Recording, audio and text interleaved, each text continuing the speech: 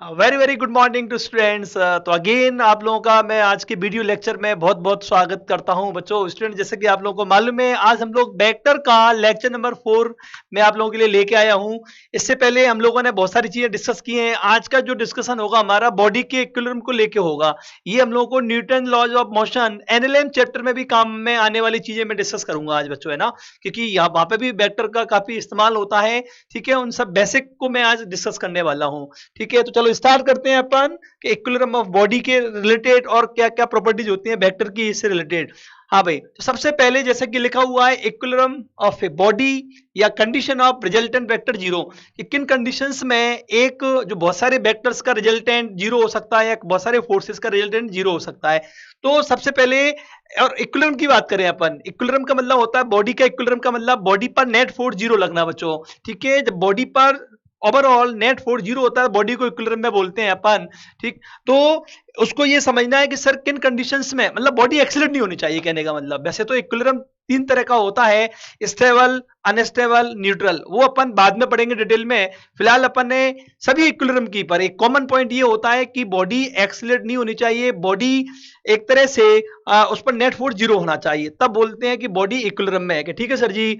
अब अपन बात करते हैं वेक्टर के संदर्भ में अपन पढ़ेंगे पर कि when resultant force on a body is zero then it is called in equilibrium. बिल्कुल सर, आपने ये बात बताई थी। अच्छा, एक बात और है, ये लिखा हुआ है जो कि पहले भी मैंने इसको थोड़ा सा आपको बताया था, डिस्कस किया था, कि यदि बहुत सारे वेक्टर्स हैं बच्चों, यदि form close polygon then their resultant will be zero. बात सही भी है बच्चों, कई बार ऐसा होता है बहुत सारे वेक्टर्स इस तरह मतलब फैला के दे दिए जाते हैं, जब उनको अरेंज करते हैं ना तो वापस मतलब पूरा का पूरा एक क्लोज पॉलीगन बन जाता है, सामने आता है। उस केस उसका मतलब ये होता है कि रिजल्टेंट विल बी जीरो। ये मैंने आपको जब पॉलीगन लॉ समझाया था तब भी मैंने इसको आपको बताया था। यहाँ वापस से मैं उसको एक्सप्लेन कर देता हूँ। इसका मतलब ये मानिए, जैसे मान लीजिए वेक्टर्स इस तरह के हैं, मान लीजिए जैसे ये इस तरह के फोर्सेज लग रहे हैं, मतलब तीन फोर्सेज मान लीजिए इस तरह के लग रहे हैं बच्चों, ऐसे। ठीक है, और ये इक्वल मैग्नीट्यूड के हैं, जैसे एफ वेक्टर, ये भी है ना, ये मतलब F1, ये F2 मान लीजिए, इधर F3 मान लीजिए। तब इनको अरेंज करोगे ना बच्चों तो ये यदि इनका मैग्नीट्यूड बराबर है, डायरेक्शन अलग होने से 1 2 3 नाम दिया है। इनको अरेंज करने पर जैसे जोड़ेंगे अपन कि सर F1 किधर है, कि F1 इधर है सर। ठीक है, F1 इधर है भाई, पैरेलल शिफ्ट करेंगे, F2 ऊपर है तो इधर कर दिया अपन F2। ठीक है, तो F1 इधर आ गया, F2 ऊपर की तरफ था, ये F2 ऊपर की तरफ, F3 टेढ़ा, तो ये टेढ़ा ये आ गया। तो ये कई बार क्या होता है क्लोज पॉलीगन बन जाता है इस तरह का। इसका ये मतलब होता है कि भाई साहब वहीं आ गए अपन, तो जहां से चले थे वहीं आ गए अरेंज करने पर, एक के बाद एक। तो इनका ये मतलब होता है इनका रिजल्टेंट क्या होगा, इनका रिजल्टेंट कि सर जीरो होगा। ये इसका मायने निकालने चाहिए बच्चों। ये तो ये वेक्टर्स के लिए भी लागू होता है, ये ए वेक्टर है, ये बी वेक्टर, ये सी वेक्टर, उनको अरेंज करने पर ऐसा होता है। तो वैसा उनका रिजल्टेंट क्या आएगा बच्चों, कि सर जीरो आना चाहिए। बिल्कुल बच्चों, जीरो आएगा। ठीक है, इसी प्रकार जैसे मान लीजिए कोई ये वेक्टर्स ऐसे दे रखे हैं, एक वेक्टर इधर, एक वेक्टर इधर, एक इधर, ये। अब मान लीजिए ये एक अपन और एग्जांपल ले लिया बच्चों मैंने कि सर जी ये मान लीजिए बच्चों ए वेक्टर है, इधर ऊपर वाले को अपन ने मान लीजिए बी वेक्टर डिफाइन कर दिया, इसको सी मान लिया, इसको डी मान लिया, सबकी लेंथ बराबर है। अब मान लिया अरेंज करना कोई शुरू करता है, पहले उसने ए बनाया, ए, फिर बी को जोड़ा ऊपर की तरफ, थोड़ा जगह कम रहेगी, मैं इसको इधर बना देता हूं बच्चों। ठीक है सर जी, आप इनको जोड़ना शुरू करो। पहले ए को अपन ने ये जोड़ दिया, ए इधर बच्चों, बी किधर है बच्चों, ऊपर की तरफ, तो बी को अपन ने ऐसे ये बना दिया कि बिल्कुल सर जी ए वेक्टर इधर, बी वेक्टर इधर। ठीक है, ऊपर की तरफ सी किधर है बच्चों, इधर है, तो भाई साहब सी को इधर जोड़ना पड़ेगा। डी नीचे की तरफ है, ये यहीं आ गए अपन तो यार, मतलब जहां से चले थे वहीं वहीं आ गए। इसका मतलब क्या होगा, इसका मतलब यही होगा कि जो रिजल्टेंट अपन लिखते थे बच्चों, आर वेक्टर बराबर कि A vector plus B vector plus C vector plus D vector, तो ये कितना आएगा, जीरो आएगा। क्यों आएगा, क्योंकि इन सभी को अरेंज करने पर हम लोग वापस उसी जगह आ गए बच्चों। ठीक है, तो ये हमें याद रखना है। और ये इसका मतलब ये होगा फोर्सेस के रिगार्डिंग बात करें, इस तरह का यदि क्लोज लूप बन रहा है, ठीक है बच्चों, ये इस तरह का बन रहा है, तो वहां पर नेट फोर्स जीरो होगा, वेक्टर का रिजल्टेंट जीरो होगा। कि ठीक है सर जी, ये सामान्य इंफॉर्मेटिव बातें आपने पहले ही बताई थी, तो उन्हीं बातों को है ना अपन रिवाइज करके फिर आज सवाल करने वाले हैं। और क्या बता रखा है भाई, if forces of equal magnitude act at equal angle theta in same plane, मतलब सेम प्लेन में इक्वल एंगल बनाते हैं बहुत सारे फोर्सेज, और बराबर मैग्नीट्यूड वाले, इक्वल मैग्नीट्यूड वाले इक्वल एंगल बनाते हैं, तो उनका रिजल्टेंट विल बी जीरो। तो सही बात भी है भाई इसमें, क्योंकि इसको आप ऐसे ले सकते हो बच्चों, ऐसा होना भी चाहिए। जैसे दो की बात करें अपन, जैसे दो फोर्सेज लिए बच्चों, ये एक बॉडी है, एक इधर लग रहा है एक इधर, एक दूसरे से मतलब इक्वल एंगल बनाते हैं, जैसे ये तो दो ही है, चलो तो कितना होगा बच्चों, ये 180 वाली स्थिति में एक दूसरे को कैंसिल कर देंगे, एफ नेट जीरो आएगा, तो कितना आएगा बच्चों कि सर एफ नेट जीरो आएगा। इसी प्रकार तीन की बात करें, तो तीन की बात करेंगे तो क्या होगा बच्चों, एक दूसरे से बराबर एंगल बने, ठीक है, ये दो थे तो 360 डिग्री को अपन ने दो से डिवाइड कर दिया, 180 डिग्री आया। तीन लोग हैं तो इक्वली कितना एंगल होगा बच्चों, 360 डिग्री अपॉन 120 डिग्री। इसका मतलब हम लोग इनको ऐसे दिखा सकते हैं कि 120 डिग्री पर ये, और इन दोनों से भी 120 पर ये, तो तीन फोर्सेज ये इक्वल मैग्नीट्यूड वाले यदि एक दूसरे से इक्वल एंगल थीटा बनाते हैं, मतलब ठीक है बच्चों, जैसे बराबर कब बनेगा, जब 120 हो इस कंडीशन में, ये इस तरह का थीटा को अपन एक तरह से अपन 360 डिग्री अपॉन एन मानो, ठीक है बच्चों, जैसे तीन फोर्सेज है तो कितना आएगा, 120 आएगा, ठीक है सर जी। तो ये भी 120, ये भी 120, तो इस कंडीशन में क्या होगा, इनका रिजल्टेंट जीरो आएगा। आना भी चाहिए, अभी मैंने अरेंज करके बताया था ना इनको, जब अपन अरेंज करेंगे इससे ये इसे जोड़ेंगे फिर इसे जोड़ेंगे तो वो क्लोज पॉलीगन आएगा, जो इससे की बताया था। इसी प्रकार तो इनका भी रिजल्टेंट कितना आएगा, रिजल्टेंट कितना आएगा, जीरो आएगा। इसी प्रकार चार फोर्सेज हैं ये, तो कितना एंगल होना चाहिए एक दूसरे से, कि सर चार के लिए आपने ये फॉर्मूला लिखा, जैसे 360 डिग्री अपॉन 4 करेंगे तो कितना आएगा, 90 डिग्री। इसका मतलब ये हुआ एक ही प्लेन में यदि कितने फोर्सेज हो बच्चों एक दूसरे से, ये एफ एफ इधर एफ, तो कितना आएगा बच्चों, ये एक दूसरे से कितना एंगल बनाते हो बच्चों, कि सर 90 डिग्री बनाते हो, ये 90 डिग्री, ये भी 90, ये भी 90, तब क्या आएगा, रिजल्टेंट कितना है बच्चों, जीरो आएगा।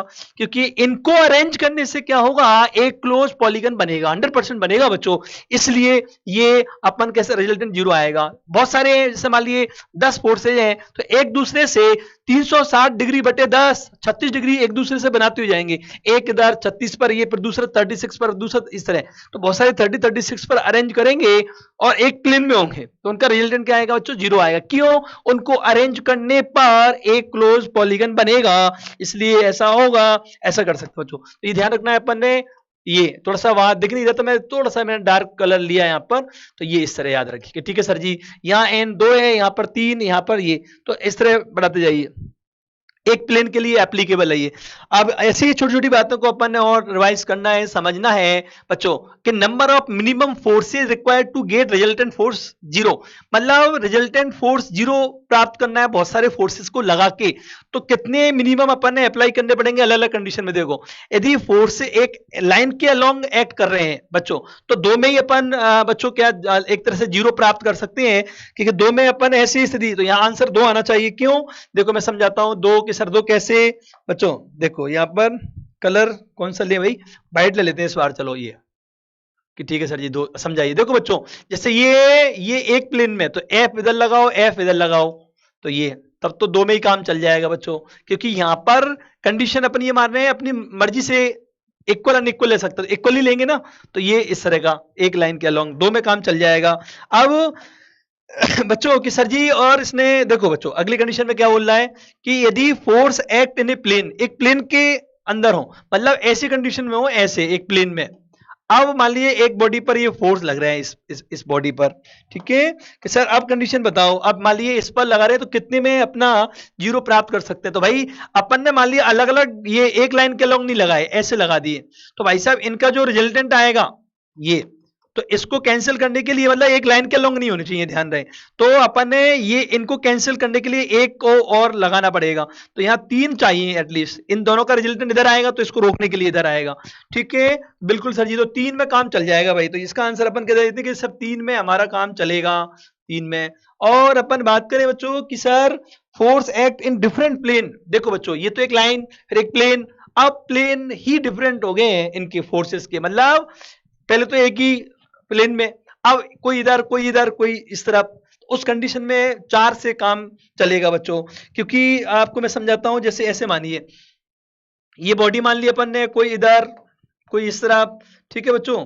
और ये ऊटपटांग डायरेक्शंस में ऐसे लग रहे हैं बच्चों। तो भाई साहब इनका जो रिजल्ट तीन का, क्योंकि अलग अलग, ये अलग प्लेन में, ये अलग प्लेन में, तो ये मान लीजिए इधर जैसे मेरा हाथ है बच्चों, तो ये एक इधर ये मान लिया अपन ने, तो ये दोनों अलग प्लेन में, ये अलग प्लेन में, तो इनका जो रिजल्टेंट आएगा नीचे की तरफ, तो एक इनको रोकने के लिए भी ऊपर की तरफ चाहिए। तो ये क्या होगा बच्चों, इस तरह मतलब डिफरेंट प्लेन में होंगे, तो भाई साहब चार की जरूरत पड़ेगी, क्योंकि ये F1 है एक तरह से, ये F2 है, तो F3 है, तो एक F4 की और व्यवस्था करनी पड़ेगी। क्यों? क्योंकि ये सेम प्लेन में नहीं है। जैसे ये तीन तो यहाँ रुक सकते हैं, एक अपन ने डिफरेंट प्लेन में लगा दिया, तो उस तरह बॉडी चल पड़ेगी बच्चों। भले ये अभी बैलेंस है, पर जैसे ही अपन इधर लगाएंगे तो गड़बड़ हो जाएगा मामला, ठीक है। इसलिए अपन ने एक की जरूरत और पड़ेगी। बिल्कुल सर जी, तो इसका आंसर क्या जाएगा बच्चों, 4, 4 की जरूरत पड़ेगी। ये मतलब एक थ्योरेटिकल क्वेश्चन है बच्चों, तो हमें याद रखना है, ठीक है। तो ये एक मिनिमम इतनी रिक्वायरमेंट होगी बॉडी को रोकने के लिए या रिजल्टेंट फोर्स जीरो प्राप्त करने के लिए। लामीज थ्योरम बच्चों ये कब इस्तेमाल करते हैं कि बॉडी इक्विलिब्रियम की बात हो रही है, जब किसी बॉडी पर तीन फोर्सेज लगते हैं और बॉडी इक्विलिब्रियम में होती है, उसमें नेट फोर्स जीरो होता है, तब इस थ्योरम का अपन इस्तेमाल कर सकते हैं। सर कैसे समझाइए? देखो भाई, ये मान लीजिए तीन फोर्सेज लग रहे हैं इस बॉडी पर और बॉडी रुकी हुई है, ठीक है। और इन एंगल्स को मैं बता देता हूं। जैसे मान लीजिए ये एंगल कितना है भाई, F1 के सामने अल्फा है, F2 के सामने बीटा मान लेता हूं मैं, और ये गामा मान लेता हूं जैसे ये। तो मैथमेटिशियन लोगों ने एक थ्योरम दी है, जो मैथमेटिक्स वाले बच्चे तो पढ़ेंगे उससे, मैं अभी यहाँ डायरेक्टली बता रहा हूं भाई। तो यहां पर यदि ये बॉडी रुकी हुई है, रेस्ट पर मान सकते हैं एक तरह से, ठीक है, नेट फोर्स जीरो फील कर रही है, कहीं हिलडुल नहीं रही है, एक तरह से सेम प्लेन में ये फोर्स रखते हैं, तभी ऐसा होगा। तब क्या होता है, ये जो लगा रहे हो आप, वो इसके जो साइन अल्फा के प्रोपोर्शनल टू होता है, ठीक है बच्चों। और F3 होता है वो इधर इस सामने वाले एंगल के साइन थीटा के प्रोपोर्शनल टू होता है। F2 क्या होता है, सामने वाला जो थीटा है उसके साइन थीटा के प्रोपोर्शनल टू होगा। इसका मतलब हम लोग ऐसा कर सकते हैं, F1 अपॉन क्या है बच्चों, साइन अल्फा, बराबर कितना आएगा, F2 अपॉन साइन बीटा, बराबर कितना आएगा, F3 upon sine gamma.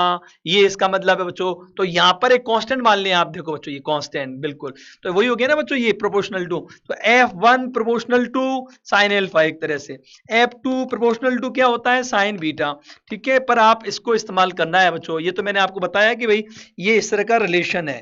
F3 proportional to क्या है बच्चों, साइन गामा, ठीक है सर जी, कोई समस्या नहीं है। सामने वाले एंगल के प्रोपोर्शनल टू आएगा, ये रेशियो बराबर कर सकते हैं अपन इस प्रकार, ठीक है। ये भी आप अप्लाई तो कर सकते हो, उसमें भी कोई दिक्कत नहीं है। आपको ये बेटर लगता है तो ये इसको भी इस्तेमाल कर सकते हो, कि ठीक है सर जी। अब अपन जैसे कुछ एक एग्जांपल लेंगे थोड़ी देर में, अभी तो कुछ एक पॉइंट और है, पोलर वेक्टर और आपका एक्सियल वेक्टर, उसको भी थोड़ा सा अपन रिवाइज कर लेते हैं, समझ लेते हैं। देखो भाई, पोलर वेक्टर का जो मतलब है, ये किससे रिलेटेड होते हैं बच्चों, ट्रांसलेटिव मोशन से रिलेटेड। इनका एक स्पेसिफिक एक इनिशियल पॉइंट होगा, चाहे डिस्प्लेसमेंट ले यहां से यहां तक चला, फोर्स लगाएंगे तो एक पर्टिकुलर पॉइंट पर लगाओगे आप, तो पॉइंट ऑफ एप्लीकेशन जहां पर वो अपना उसको अपन अप्लाई करेंगे, एक तरह से इफेक्टिव पॉइंट वो डिफाइन किए जाते हैं। तो इस तरह के जो इनिशियल फाइनल पॉइंट से रिलेटेड जो वेक्टर्स डिफाइन होते हैं, वो अपने कौन है बच्चों, पोलर वेक्टर कहलाते हैं। इनके एग्जांपल ये वेरी कॉमन है, वही सब है। अब बात करें अपन एक्सियल वेक्टर, नाम ही इनका एक्सियल है, एक्सिस से रिलेटेड, तो जहां पर रोटेशनल मोशन होती है, जहां पर घूमती है बच्चों बॉडीज, तो वहां पर ये रोटेटिंग वेक्टर्स हैं एक तरह से, उनको डिफाइन करते हैं। तो ये रोटेशनल मोशन से रिलेटेड है, तो ये सब जो भी एंगुलर वेलोसिटी, टॉर्क और जो एंगुलर मोमेंटम जो related to rotational motion particular, तो इस तरह के जो फिजिकल क्वांटिटीज हैं, ठीक है बच्चों, वेक्टर्स हैं, वो एक्सियल वेक्टर कहलाते हैं। कि ठीक है सर जी, ये जब आएगा, वैसे ज्यादा डिटेल में इसके बारे में है नहीं, तो बस केवल यहाँ एक पॉइंट अपने पास आ गया तो अपने थोड़ा समझ लिया। अब एक फोर्स के कंपोनेंट लेना, ये वैसे तो मैंने आपको प्रीवियस लेक्चर में भी इसको समझाया था, एक्सप्लेन किया था मैंने, वो जब मैंने बताया ना ए वेक्टर को अपन ब्रेक करते हैं, ठीक है, तो ए कॉस थीटा ए साइन थीटा, वही वाली चीज है, क्योंकि ये अपन काम में आने वाली चीज है बच्चों, आगे के चैप्टर्स में भी। इसको मैं यहाँ क्लियर कर देता हूं। जैसे मान लीजिए कोई बॉडी है बच्चों, अब इस बॉडी पर भाई साहब फोर्स एफ लग रहा है, इधर से एंगल कितना है बच्चों की, मान लीजिए थीटा है, ठीक है, तो ये टेढ़ा फोर्स है एफ, ठीक है। बट अपन इसे कंपोनेंट लेने का मतलब क्या है, इसकी जगह हम वेक्टर क्वांटिटी है तो एक इधर अपन लगा हुआ मान सकते हैं बच्चों। इधर कंपोनेंट क्या आएगा, एक हॉरिजॉन्टल कंपोनेंट क्या आएगा, जिस तरफ से एंगल पता होता है उधर क्या आता है भाई, बताया था ना आपको, एफ कॉस थीटा आएगा, और इधर कॉस, तो इधर आता है साइन कंपोनेंट। ये मैंने आपको जब एक प्लेन में एक वेक्टर को ब्रेक करते हैं अपन, resolution of a vector in a plane, तो मैंने ये प्रीवियस लेक्चर्स में आपको करवा रखा है कि बिल्कुल सर जी आपने ये ए कॉस थीटा इधर आया था, ए साइन थीटा, तो ये क्या आएगा बच्चों, एफ साइन थीटा। सर इसके मायने क्या है?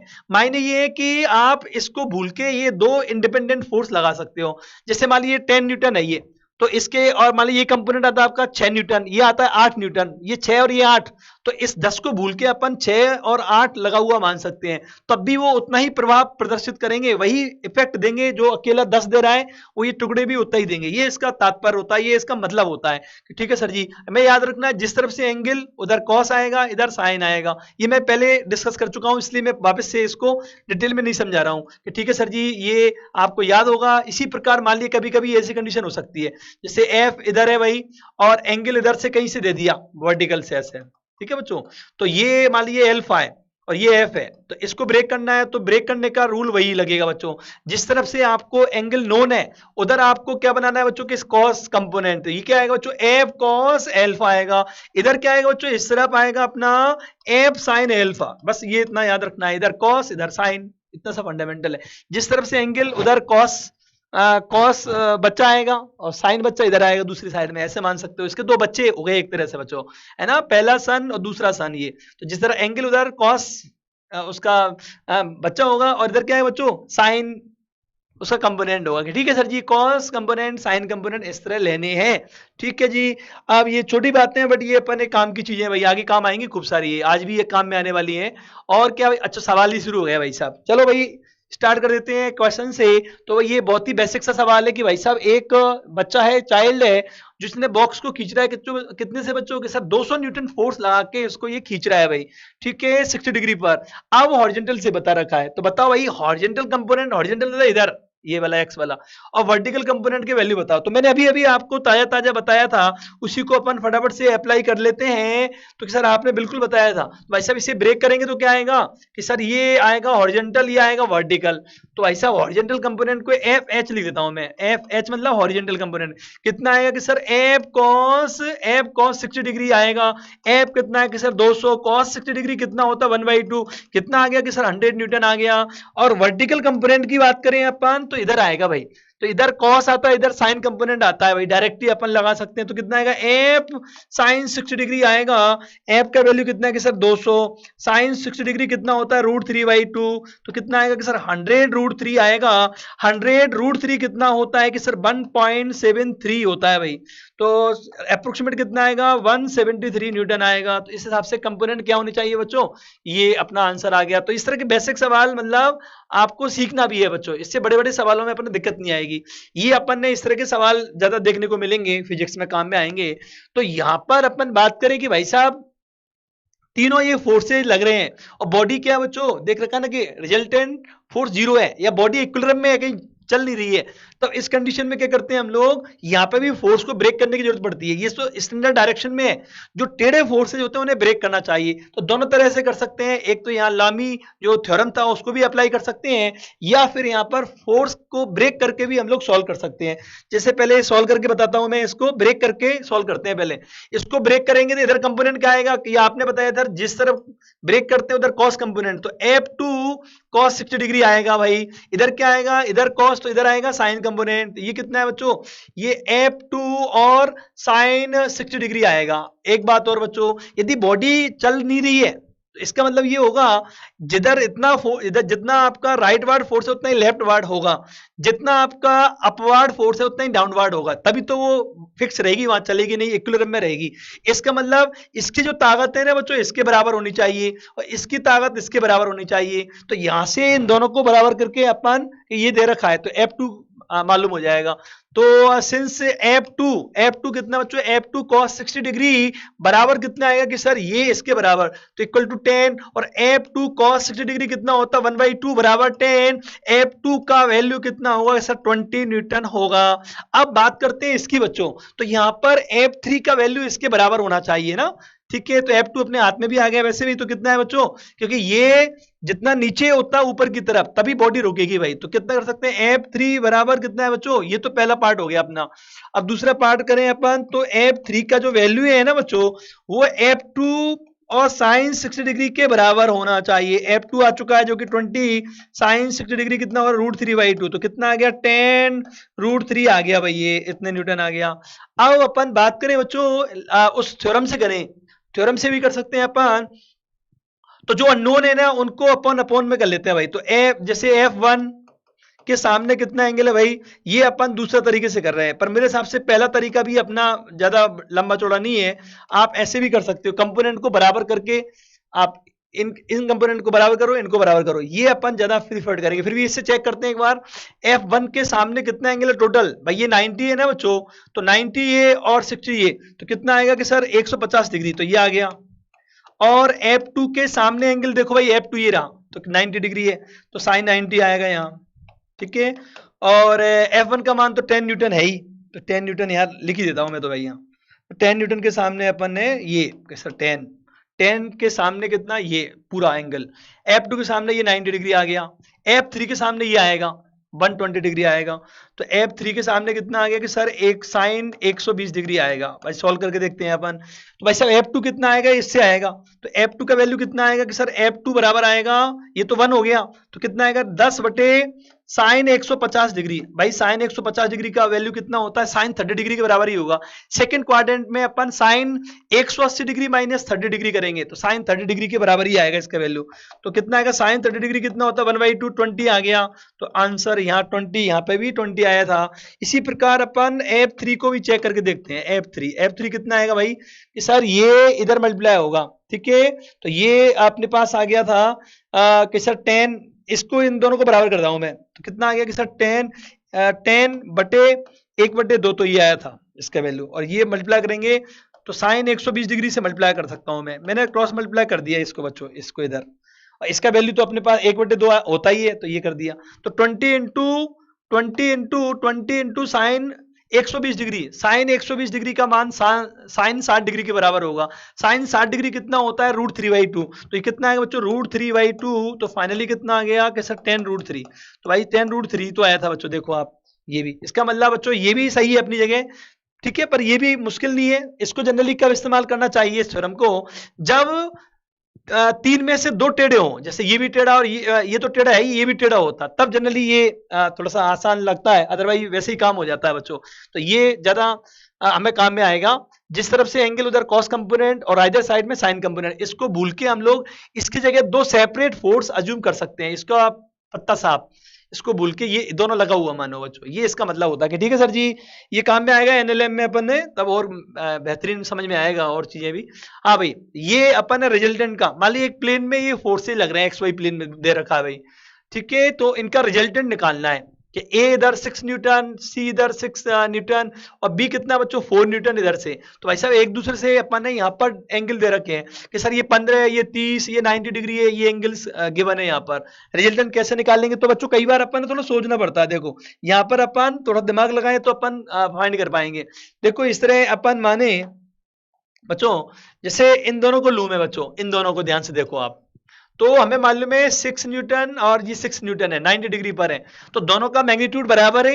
तो दोनों का जब मैग्नीट्यूड बराबर होता है, रिजल्टेंट बीच में से पास होता है, ठीक है, क्योंकि ये मान लीजिए AF, ये F, तो भाई साहब वो दोनों के बीचों बीच से पास होगा रिजल्टेंट। इसका इनका रिजल्टेंट क्या होगा बच्चों, इन दोनों के ठीक बीच में से पास होगा, ये मान सकते हैं अपन, मतलब ये दोनों का रिजल्टेंट है।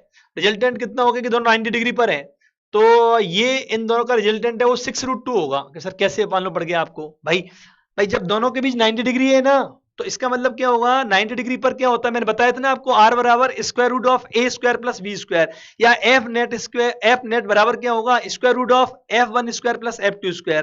अब दोनों बराबर हैं ही यार, तो 6² प्लस 6² का स्क्वायर रूट लेंगे तो 6√2 ही आएगा। इन दोनों का पाइथागोरस थ्योरम लगा दी, 90 डिग्री पर पाइथागोरस थ्योरम लगती है, 6√2 आ गया इसलिए। अब इन दोनों को भूल सकते हैं अपन, इनका रिजल्टेंट ये आ गया, पर ये कितना होगा कि बीचों बीच होगा, तो इसका मतलब ये 90 डिग्री था इन दोनों के बीच एंगल, तो रिजल्टेंट क्या होगा, इस वाले से 45 डिग्री पर होगा। मतलब रिजल्टेंट क्या होगा, इन दोनों का जो रिजल्टेंट है ना बच्चों ये वाला, तो दोनों से इधर से 45, इधर से भी 45 बनाएगा। अब टोटल, अब इन दोनों को तो भूल जाओ, तो हमारे पास क्या बच गया बच्चों, देखो अब ये बच गया, और ये वैसे हटा दिए, 6√2 न्यूटन, इनकी जगह 6√2 अपन लगा हुआ मान सकते हैं।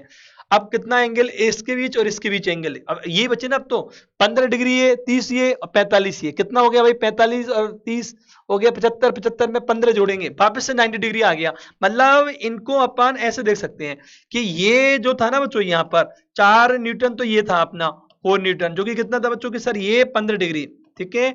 और यहां से ये 75 डिग्री पर 6√2 मानो आप, ये वाला 6√2, क्योंकि ये भाई 30 और 45 6√2, तो इन दोनों को अपन ने हटा के ये लगा दिया। तो ये कितना बच्चों, उसके सर ये आ गया अपने पास 75। तो भाई साहब दोनों को जोड़ेंगे ना अपन, 90 डिग्री हो गया। तो ये भी आपस में एक तरह से परपेंडिकुलर की कंडीशन आ गई इनमें। तो वापस से पाइथागोरस थ्योरम लगा सकते हो। तो एफ नेट कितना आएगा भाई, एफ नेट आएगा कि फर्दर ये और ये भी परपेंडिकुलर हो गए हैं, तो वापस से अपन पाइथागोरस थ्योरम लगा सकते हैं। 90 डिग्री पर ध्यान रखिए कि cos थीटा क्या होता है बच्चों, cos 90 जीरो होता है।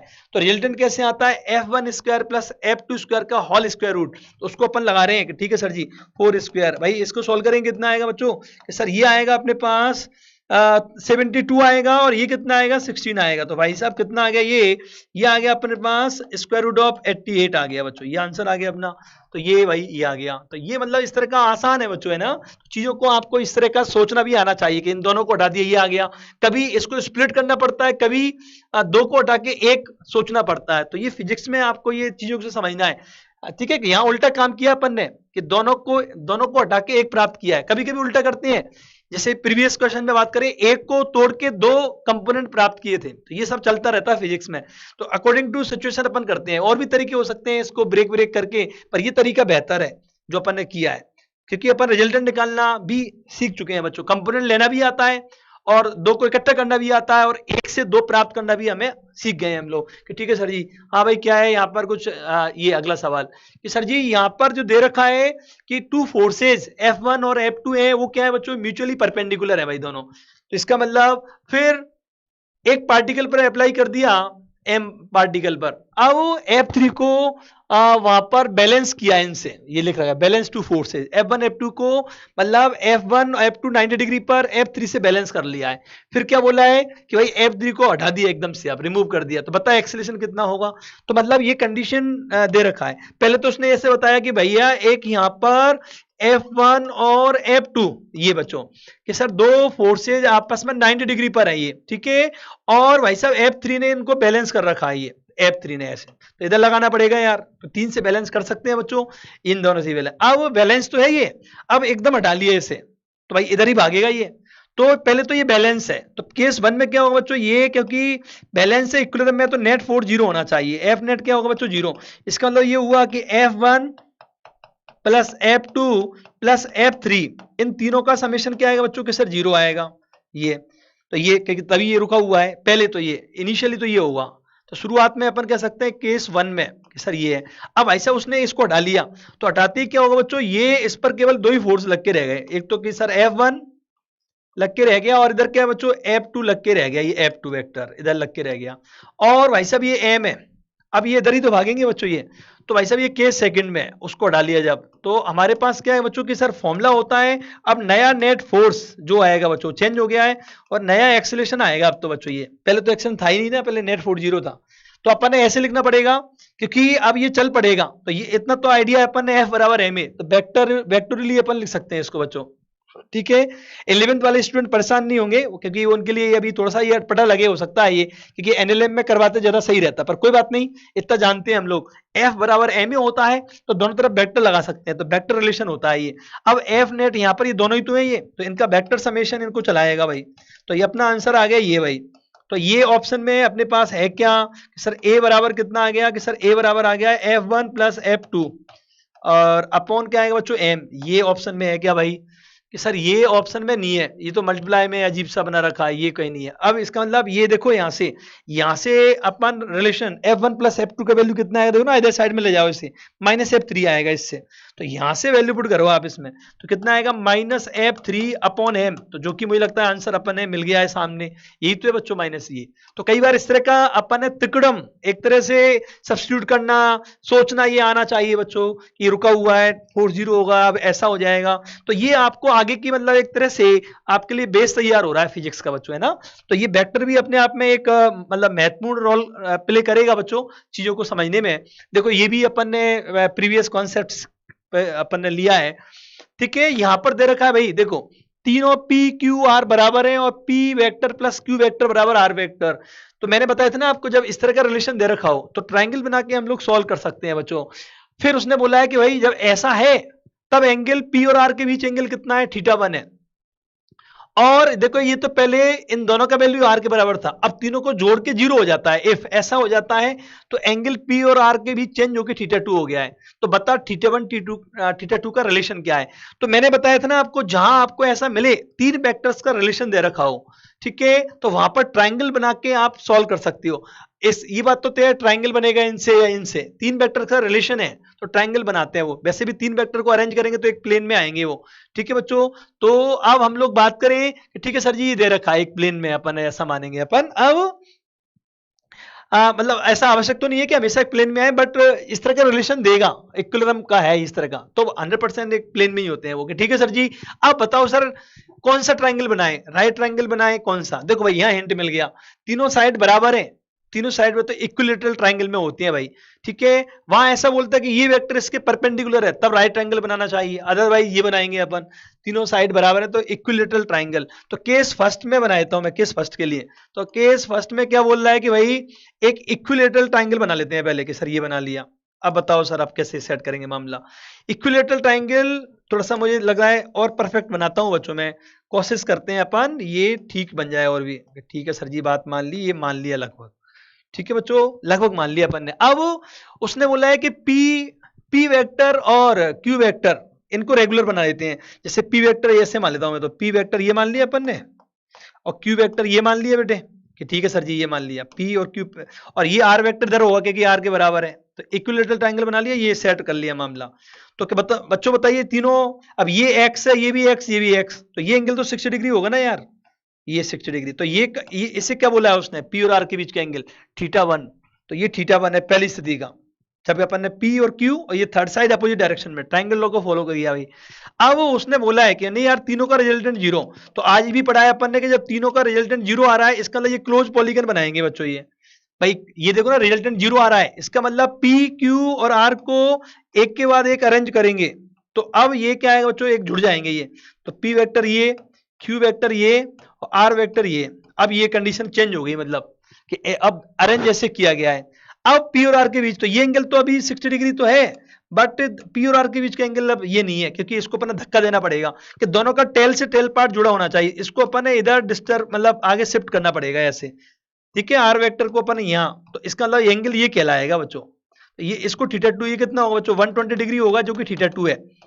तो भाई साहब क्या हो गया रिलेशन, इसका मतलब बच्चों थीटा टू क्या है बच्चों, ये टू थीटा वन के बराबर है, दुगना है ना उसका यार। तो हमारे पास रिलेशन क्या आ गया बच्चों कि sir theta two equal to two theta one, और थीटा वन बराबर कितना आएगा, थीटा टू बटे टू आ गया भाई। तो ये आ गया आंसर, मुझे लगता है ये नजर पड़ गई मेरी इस पर एक बार में, ठीक है। तो ये इस तरह के बेसिक मतलब चीजें होती हैं बच्चों, पर काम की चीजें, कंपोनेंट लेना, इस तरह की चीजों को डायग्राम आपको सोच मतलब थिंक करना आना चाहिए बच्चों। तो थोड़ा प्रैक्टिस की आवश्यकता है, आप लोग कर लोगे आराम से, ठीक है बच्चों। तो आप अपनी पढ़ाई पर पूरी तरह फोकस दें, ठीक है। और इसी के साथ अपना आज का लेक्चर, छोटा लेक्चर था ये, बट एनएलएम की दृष्टि से, ये न्यूटन लॉज ऑफ मोशन की दृष्टि से इंपोर्टेंट टॉपिक था अपना, जिसको अपन ने कवर अप किया। तो इसी के साथ बच्चों अगले लेक्चर में मुलाकात होगी, जिसमें हम लोग अब डॉट प्रोडक्ट, क्रॉस प्रोडक्ट की बात करेंगे। तब तक के लिए बहुत बहुत धन्यवाद। जय हिंद, जय भारत।